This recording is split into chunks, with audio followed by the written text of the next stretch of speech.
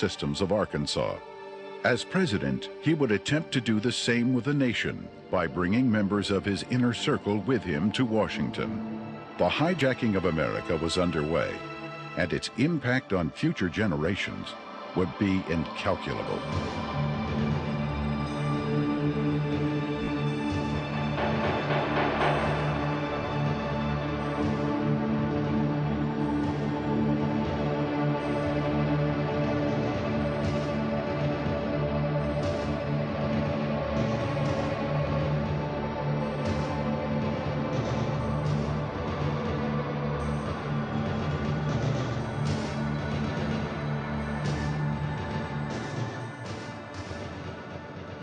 Bill Clinton was born in Hope and, of course, raised in Hot Springs.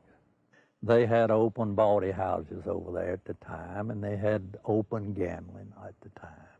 But Clinton grew up in that atmosphere, that different atmosphere of Hot Springs. If it felt good, you did it. He was selected to go to the national from Arkansas Boys Day, to be a delegate to the National Boys Day. And while he was there, he was able to meet John Kennedy. And I'm sure that sparked an ambition in this young man. And he apparently has always had an exceptional, keen mind, a keen intellect. And he early, evidently, had tremendous ambition. He was gifted in so many ways. The truth is, he's one of the most charming men that I've ever met in my life. He has more energy than any 10 people I've ever known. He was able to network himself into running for Attorney General virtually unopposed. And then he was able to take that position and catapult himself into the governor's office 2 years later and started building his foundation.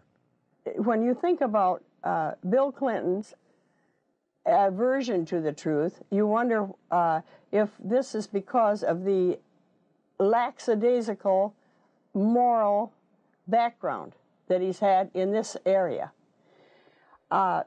He lied about Rhodes, being a Rhodes Scholar. He never completed that and still said he was a Rhodes Scholar. He went to Moscow and did business with them against the United States government, and he wasn't challenged by the press about that. In Arkansas, while he was governor, he said he balanced the budget 11 times. He never did it once. Also, he said he didn't raise taxes, and he raised taxes 126 times. He can accommodate any situation that comes up because he's not hemmed in with the truth. I've never felt that Clinton, consciously or unconsciously, was hemmed in with morality. I first met Bill Clinton in the mid to late 70s. He was an up-and-coming politician. There were a group of us, Jim Guy Tucker, Bill Clinton, Sheffield Nelson, and myself. And we kind of ran around and palled around with each other. It was from that point that I did a lot of projects for Bill from a marketing perspective. In 1988, I went to Bill. I said, I need a job to kind of relax, mellow out. Bill Clinton and Betsy Wright, they suggested that I go to work for a place called the Arkansas Development Finance Authority. And they said my talents could really be used there. It was the best kept secret in Arkansas. After about 2 weeks, I went to Wooten Epps, and I said, Wooten, I think I've got enough background on this that we can start marketing it. Now, what is the criteria for loans? He said, whoever Bill wants to get a loan. To go back, though, to that moment in time, I'd been there about a month, and I realized that I was in the epicenter of what I'd always heard about all my life. What most people have heard about is the machine. I was literally working, sitting in the middle of Bill Clinton's political machine. It was where he made payoffs, where he repaid favors to people for campaign support. I was in an interesting seat, and I knew it. We had a board meeting In that particular board meeting, I was sitting at the end of the table. James Brannion, who was chairman of the board at that time, was sitting at the head of the table. James Brannion stood up in a public restaurant and he hollered at the Beverly Enterprises guy, Bobby Stevens, and said, "Did you get the $50,000 campaign contribution from the client that you're introducing the loan for?" He said, "Not yet." He said, "Well, then hold up the loan till we get it." I stood up, went up to James, and I said, "James, don't yell stuff like that. You don't need to be yelling it in a restaurant. That sounds real bad." He was just burly and arrogant. He said, "Who cares?" Bill Clinton sold the concept of ADFA to the people of Arkansas as a vehicle for creating jobs and assisting churches and schools. In reality, millions of taxpayer-guaranteed dollars were being channeled to Clinton's election campaigns, to his inner circle of friends, and to his wife Hillary's law firm. This may explain why ADFA had been drafted in such a manner as to keep its decision-making procedures secret. If you needed $1 million, you had to get your application handled by the Rose Law Firm, pay them $50,000. There were 5 other companies in the state of Arkansas that were actually more qualified in bond structuring and applications, but Rose Law Firm got them all. I started checking around and I kept asking, well, one thing's bothering me, to the comptroller, Bill Wilson, how do people make payments on these loans?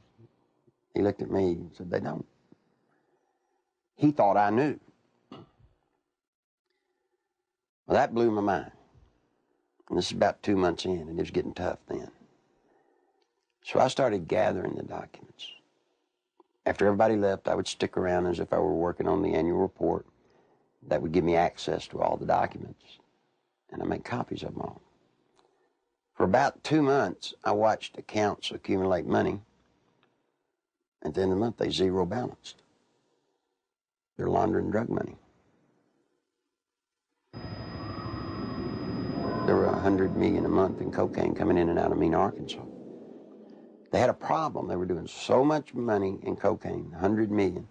You create a problem in a little state like Arkansas. How do you clean $100 million a month? ADFA until 1989 never banked in Arkansas. What they would do is they would ship the money down to Florida, a bank in Florida, which later would be connected to BCCI. They would ship money to a bank in Atlanta, Georgia, which, by the way, was later connected to BCCI. They'd ship to Citicorp in New York, which would send the money overseas. And there was an interesting one, a bank in Chicago. That bank, by the way, is partially owned by Dan Rostenkowski. Dan Lassiter would get the bonds. He would become the broker for the bonds. He would transfer money back to ADFA. He never sold a bond.